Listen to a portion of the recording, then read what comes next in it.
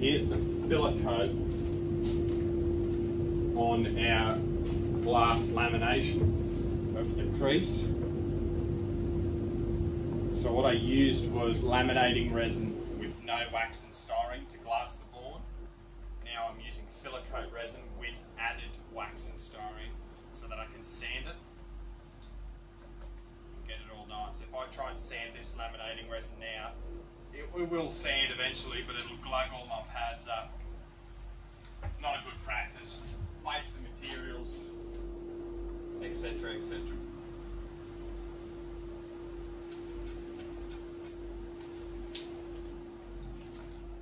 So some guys do actually use filler coat resin to glass their boards, or their dings rather, creases, whatever you want to call it. A lot of people say it's more brittle. Filler coat resin is more brittle because of the added wax and styrene, and they think laminating resin is flexy, which gives the board a bit of spring, a bit of flex, feels a lot better. So it makes sense to fix the board with laminating resin and then filler coat, because you need to sand it with filler coat resin. So I'm going to filler coat this, and I believe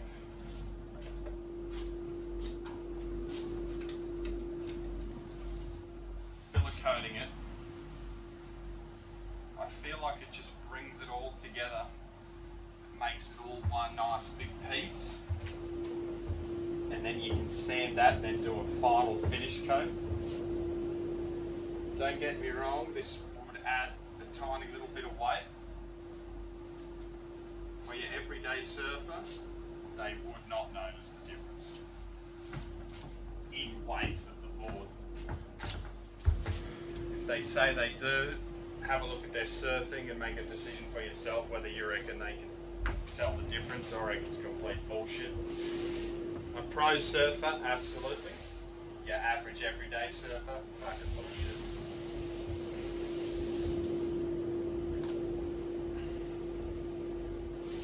So this is our filler coat.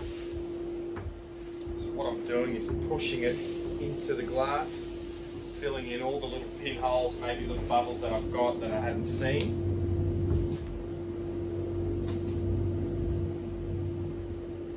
I believe when you do it this way, when you sand this flat, you end up taking off less glass, more of the resin that I'm using now to fill all the holes and dents and stuff in, and then that gets it nice and flat. When you sand the glass, I feel like it just makes it weaker and weaker. And in the past, when I have used filler coat resin to glass the ding and then just sanded that without a filler coat, I've seen a lot more break, come back or break again, rather than using this method. Don't get me wrong, that could be the surfer or the waves they're surfing. After all, it is just a surfboard. Jump around on it, but I prefer to fix it the way that I know is the strongest. Yes, it might be slightly heavier. These aren't fucking rocket ships. They're built to be surfed. And you're gonna get dings. Simple. Can you take precautions to prevent them getting dings? Absolutely. Glass them stronger. More resin, more glass, but then when you got that option, a lot of people go, it's too heavy. Well, if it's too heavy, you feel like you can't surf it, then you might get a few more dings when you get your board glass lightly. It's just how it works.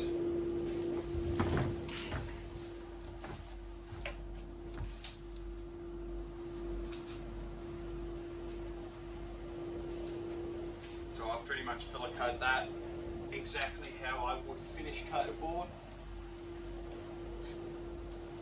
Even strokes, spread them out, get it all nice, let it sit, so let it settle. It should settle nice and flat. each stage you do, you want to make it easier and easier to sand on the next stage. So if I have lumps and bumps of resin on here now, I'm going to make it a lot harder to sand flat when I get to that stage. Take your time with each step.